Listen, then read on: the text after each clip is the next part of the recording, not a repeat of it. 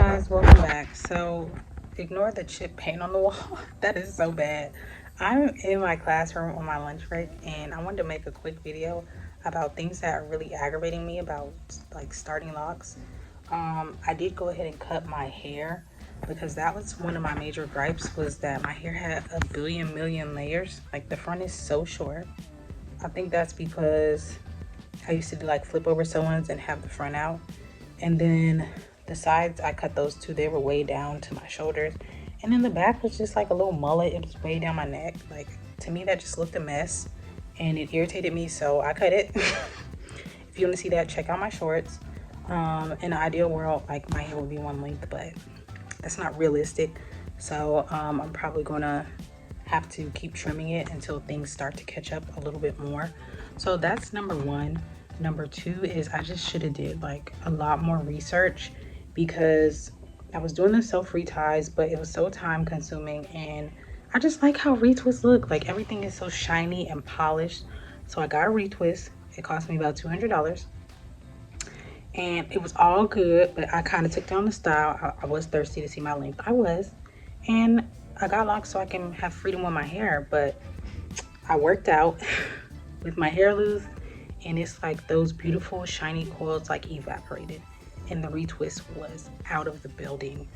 And so that was a huge headache. I had all the new growth, like inches and inches of new growth on my scalp. It was thick, it was dense, and then the weight of my hair was pulling it.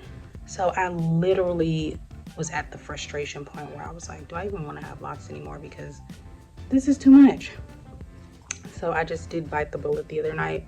Stayed up till like 1 in the morning retying the top and front of my hair. Like, these two sections are done because I couldn't take the pain of it pulling anymore, and just not being able to style it or do anything with it.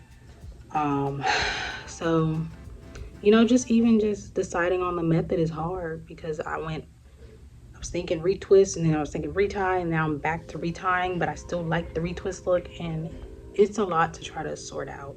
So that's another thing. And then I just really didn't know it takes your hair so freaking long to lock. I just assumed, like, okay, I have coarse hair, I have medium thick hair, coily 4A, 4B, like, it should lock overnight almost. That is not so. It literally takes so long for your hair to fully lock. Like, I do have buds in here, but when I went to the hairdresser, I was already at 5 months. She said give it 4 more months. I'm like, girl, I'm tired of looking like I have micro braids in my head. Mind you, it's probably gonna take a long time for the braid pattern to disappear, but I'm ready for them to look like locks already. And so it's tough, y'all. Like, this week was a tough week. But, you know, retying it, cutting it, and then I did moisturize it because it looked like straw after I washed it. It was so dry, so fuzzy.